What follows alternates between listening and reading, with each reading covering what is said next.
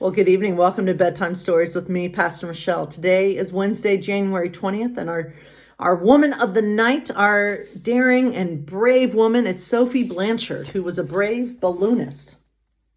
All right.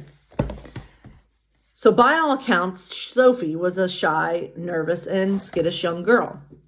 She didn't like loud noises or riding in horse-drawn carriages, and that makes her chosen profession even more surprising.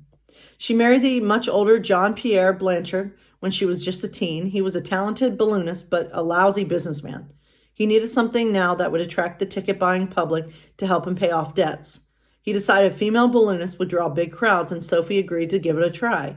She made her first ascent in 1804 and fell in love. While Sophie was fearful on land, she was calm, bold, and fearless in the sky. After Pierre's death, Sophie continued to put on demonstrations across Europe, even drifting over the Alps. Ballooning was an incredibly dangerous endeavor at the time. A hot air balloon has a fire that needs to be stoked constantly to keep the balloon aloft, so Sophie switched to a balloon powered by hydrogen gas, but that didn't lessen the danger. One wayward spark could turn the balloon into a blazing inferno. To Sophie, the thrill of ballooning and entertaining audiences was worth the risk, and using gas enabled her to fly higher, stay up longer, and kept her hands free.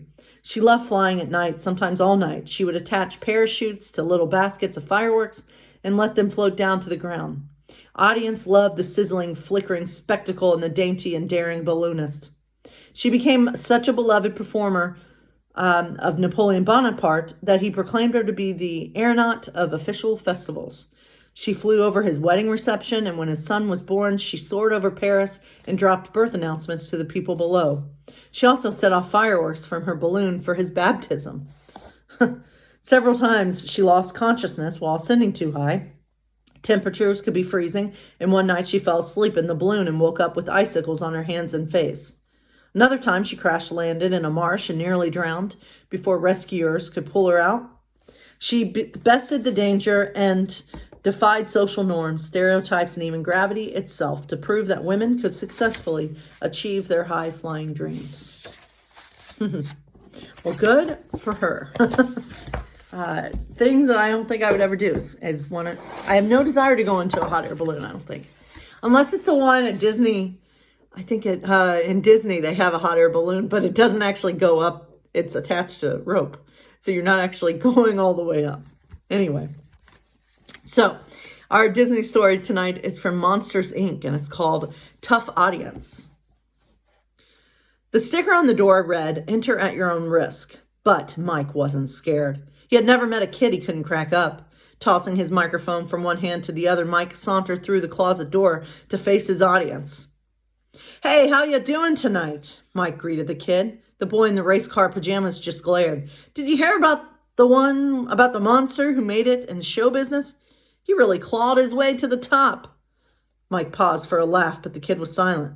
"All right, I can see you're a tough audience. Enough of the B material." Mike pulled out all the stops. He told his best jokes. He worked the room, but the kid didn't even crack a smile. Mike prepared to let the one about the 7-legged sea monster fly when he heard tapping on the closet door.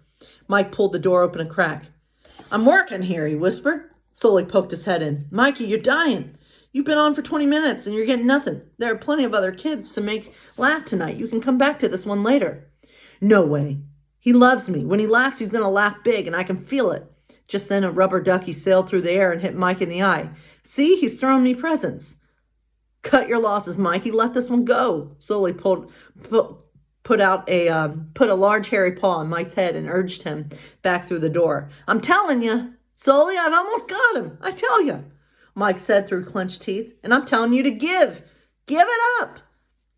Sully pulled harder on Mike. Mike grabbed the door frame and braced himself. Suddenly, Sully lost his grip and Mike flew backwards, skidding on the rubber ducky and wiping out. "Why, I oughta..." Mike leaped to his feet, ready to charge Sully, but was interrupted by the sound of laughing. In fact, the kid was laughing so hard tears streamed down his face. Mike high-fived Sully. "You know, some kids just go for the physical comedy," he said with a shrug. which is true, actually.